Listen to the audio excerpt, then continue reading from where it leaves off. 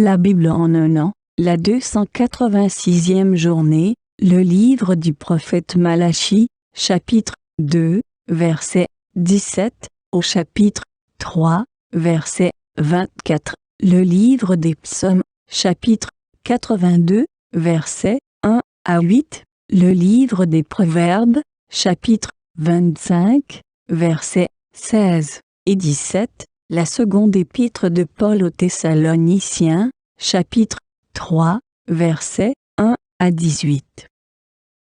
Le livre de Malachie, chapitre 2. Vous fatiguez l'Éternel par vos paroles, et vous dites, en quoi l'avons-nous fatigué? C'est en disant, l'Éternel voit d'un bon œil celui qui fait le mal.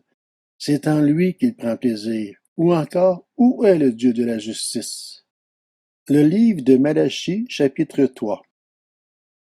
Voici que j'enverrai mon messager pour me préparer le chemin. Et soudain, il entrera dans son temple, le Seigneur que vous cherchez, le messager de l'alliance que vous désirez. Le voici qui arrive, dit l'Éternel, le Maître de l'univers. Qui pourra supporter le jour de sa venue? Qui restera debout quand il apparaîtra? En effet, il sera pareil à un feu purificateur à la lessive des blanchisseurs. Il s'assiera pour fondre et purifier l'argent. Il purifiera les descendants de Lévi et les rendra purs comme on rend pur l'or et l'argent. Et c'est suivant la justice qu'ils présenteront des offrandes à l'Éternel. Alors l'offrande de Juda et de Jérusalem sera agréable à l'Éternel comme autrefois, comme par le passé.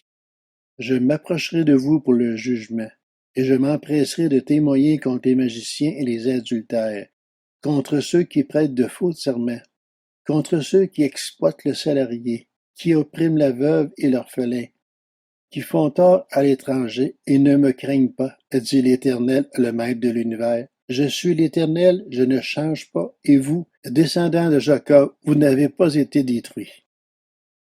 Dès l'époque de vos ancêtres, vous vous êtes écartés de mes prescriptions. Vous ne les avez pas respectées. Revenez à moi, et je reviendrai à vous, dit l'Éternel, le Maître de l'univers. Et vous dites, en quoi devons-nous revenir? Un homme peut-il tromper Dieu? En effet, vous me trompez et vous dites, en quoi t'avons-nous trompé? Dans les dîmes et les offrandes. Vous êtes frappés par la malédiction, et vous me trompez, la nation tout entière. Apportez toutes les dîmes à la maison du trésor, afin qu'il y ait de la nourriture dans ma maison. Mettez-moi ainsi à l'épreuve, dit l'Éternel, le Maître de l'univers, et vous verrez si je n'ouvre pas pour vous les fenêtres du ciel, si je ne déverse pas sur vous la bénédiction en abondance. Pour vous, je menacerai l'insecte vorace, afin qu'il ne détruise pas les produits du sol, et que la vie ne soit pas stérile dans vos campagnes, dit l'Éternel, le Maître de l'univers. Toutes les nations vous déclareront heureux, car vous serez un pays de délices, dit l'Éternel, le Maître de l'univers. Vos paroles sont dures contre moi, dit l'Éternel, et vous dites, qu'avons-nous dit contre toi? Vous avez dit, c'est inutile de servir Dieu. Qu'avons-nous gagné à respecter ses ordres et à marcher dans le deuil à cause de l'Éternel, le Maître de l'univers? Maintenant, nous déclarons heureux les hommes arrogants. Oui, ceux qui font le mal prospèrent. Ils mettent Dieu à l'épreuve, et ils en réchappent. Alors ceux qui craignent l'Éternel se parlèrent l'un à l'autre. L'Éternel fut attentif et il écouta. Un livre de souvenirs fut écrit devant lui pour ceux qui craignent l'Éternel et qui respectent son nom. Ils seront à moi, dit l'Éternel, le Maître de l'univers. Ils m'appartiendront. Le jour que je prépare, j'aurai compassion d'eux comme un homme a compassion de son fils qui le sert. Et vous verrez de nouveau la différence entre le juste et le méchant, entre celui qui sert Dieu et celui qui ne le sert pas. En effet, voici venir ce jour brûlant comme un four, tous les hommes arrogants et tous ceux qui font le mal seront comme la paille. Le jour qui vient les embrasera, dit l'Éternel, le Maître de l'univers. Il ne leur laissera ni racines ni rameaux.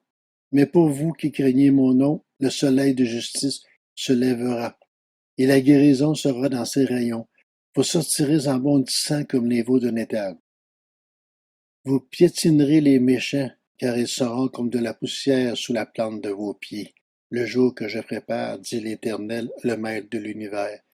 Souvenez-vous de la loi de mon serviteur Moïse. Je lui ai donné en arrière pour tout Israël des prescriptions et des règles.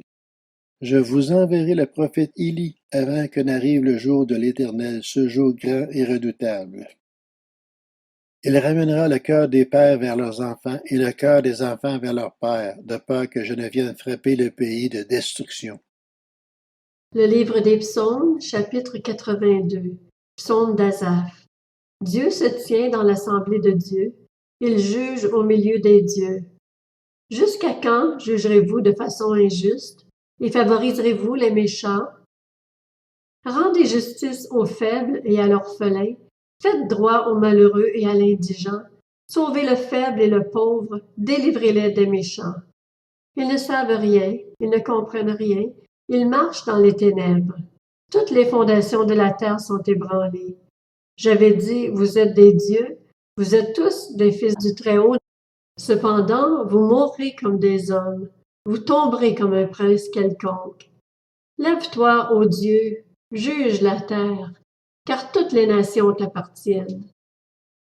Le livre des Proverbes, chapitre 25. Si tu trouves du miel, n'en mange pas trop. Tu risquerais d'être saturé et de le vomir. Mets rarement le pied chez ton prochain. Il risquerait d'être saturé et de te détester. Deuxième épître aux Thessaloniciens, chapitre 3. Maintenant donc, frères et sœurs, priez pour nous afin que la parole du Seigneur se propage et soit honorée comme elle l'est chez vous, et que nous soyons délivrés des hommes méchants et pervers, car tous n'ont pas la foi. Le Seigneur est fidèle, il vous affermira et vous protégera du mal. Nous avons confiance dans le Seigneur à votre sujet, car vous faites et vous ferez ce que nous vous recommandons. Que le Seigneur dirige votre cœur vers l'amour de Dieu et vers la patience de Christ. Nous vous recommandons, frères et sœurs, au nom de notre Seigneur Jésus-Christ, de vous éloigner de tout frère qui mène une vie désordonnée et qui ne suit pas les instructions reçues de nous. Vous savez vous-même comment il faut nous imiter, car nous ne sommes pas livrés au désordre parmi vous. Et nous n'avons mangé gratuitement le pain de personne. Au contraire, nuit et jour, dans la fatigue et dans la peine, nous avons travaillé pour n'être à la charge d'aucun de vous. Non que nous n'ayons pas le droit, mais nous avons voulu vous donner en nous-mêmes un modèle à imiter. En effet, lorsque nous étions chez vous, nous vous recommandons ceci. Si quelqu'un ne veut pas travailler, qu'il ne mange pas non plus. Nous apprenons cependant que quelques-uns parmi vous mènent une vie désordonnée. Ils ne travaillent pas, mais se mêlent des affaires des autres. Nous invitons ces gens-là et nous les encourageons par notre Seigneur Jésus-Christ à travailler paisiblement pour manger leur propre pain. Quant à vous, frères et sœurs, ne négligez pas de faire le bien.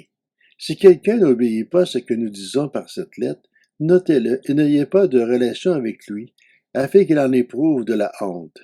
Ne le considérez pas comme un ennemi, mais avertissez-le comme un frère.